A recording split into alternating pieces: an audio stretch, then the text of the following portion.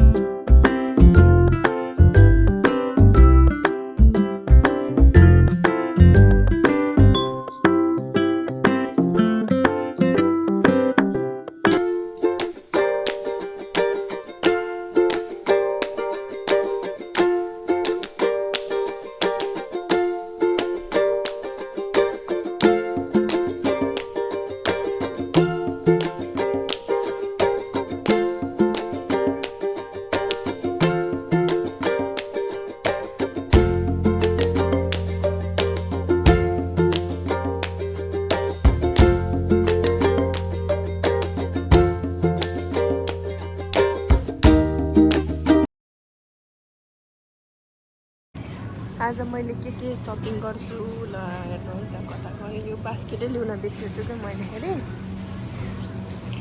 सामान राख्ने यतातिर त नहुँदो रहेछ त कताबाट आएँ म यतै त यतैबाट आएँ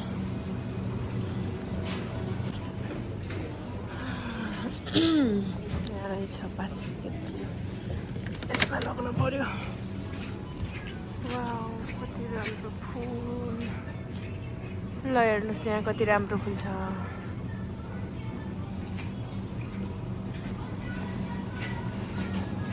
एक्चुअली सर हेर्ने अनि त्यसपछि बल्ल किन्ने म किन्दैछु अब के लगम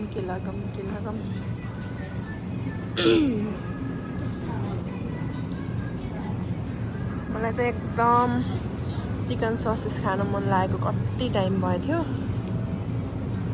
बल्ल यहाँ भेटिएको छ कता गयो किधर कानुन भन्ने चाहिँ के यहाँको ससेसलाई चिकन ससेसलाई ए कानन की हो ल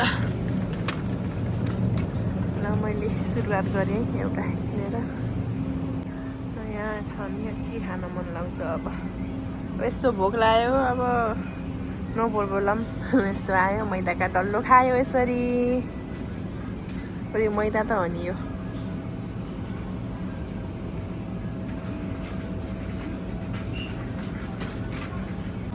यहाँ रहेछ मासुको आइटम मासुको आइटम भनेपछि यो कहाँनिर छ गुड कति धेरै उ भएको त नि हात तरिका के मासु यस्ता धेरै हुन्छ यो त अलि थोरै भएको लाग्नु पर्यो कुन लग्ने हो के होला न यस्ता नाम आउन एउटा नै मान्छेहरू बास्केट हिँड्दै गऱ्यो तर मैले भाषु चाहिँ भेटाइनँ कस्तो म्युजिक बजिरहेको बाहिर यता जानु पर्यो यता छ कि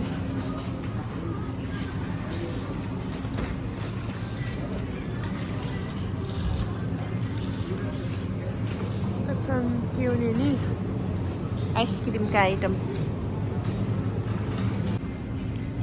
दुध लगाउनु पर्यो माइटो म आएको छु म आएको होइन म गएको छु अब कहाँ गएको छु भनेपछि टन्नै सामान किन्छु भनेर पसलमा पसेँ के भन्छ मार्केट जे भने नि त भयो नि होइन पसल मार्केट बजार जे भने नि हुन्छ यो एउटा ससेस लिएर आएँ चिकन ससेस मात्रै किन भनेपछि प्लास्टिक लान बिर्सेछु के थैलो सामान गर्ने के अरे राख्ने सामान राख्ने थैलो लग्न बिर्सेछु, त्यही भएर म फर्केँ। किन पैसा खर्च गर्नु होइन, घर कति धेरै थैलो छन्। यति चिसो छ कि कुरै नगरौँ यहाँ। ल हेर्नुहोस् हिउँ। हेलो, म एक्लै हिँड्छु, म एक्लै इन्जोय गर्छु, एक्लै भ्लग बनाउँछु भनिदिएको मुखमा के आछन्। अब म घर किन आएको भनेपछि मैले भनिसकेँ। म चाहिँ सामान ल्याउन हिँडेको थिएँ, तर सामान ल्याउन गएको प्लास्टिकहरू माथि रुखबाट हिउँ खस्यो, घरै छोडेछु। घर कति धेरै प्लास्टिक छ के, एउटा प्लास्टिकलाई कति सेन्टी पर्छ, त्यही भएर त्यसको त सामान आउँछ नि त। त्यही भएर म घर प्लास्टिक ल्याउन गएँ। यो चाहिँ यत्तिकै पाइन्छ यो प्लास्टिक फेरि त्यहाँ, यो चाहिँ यत्तिकै झिकेर ल्याएँ। मैले यति सामान किनिसकेँ, अब यहाँ हेर्दैछु।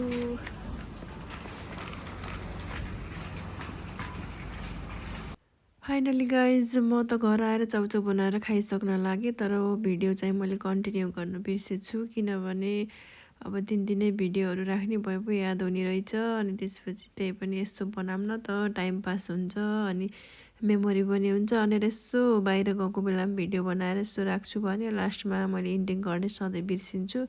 कहिलेकाहीँ त म भिडियो आधा अवधि बनाउँछु अनि त्यसपछि इन्डिङ गर्ने केही पाउन्न, अनि मैले यत्तिकै ग्यालेरीमा राख्छु अनि 4-5 दिनपछि डिलिट गरेर फालिदिन्छु। ल thank you for watching guys. Subscribe गर्न नभुल्नु होला, लाइक कमेन्ट एन्ड सब्सक्राइब गर्नु होला, प्लिज सपोर्ट मी। अनि जसले मलाई सब्सक्राइब गरेर लाइक गरेर साथ दिनुभएको छ उहाँहरूलाई धेरै धेरै धन्यवाद। अब चाहिँ नेक्स्ट भिडियोमा भेटौँला, सबैले माया गरिदिनु होला। Okay, good night, see you, bye by.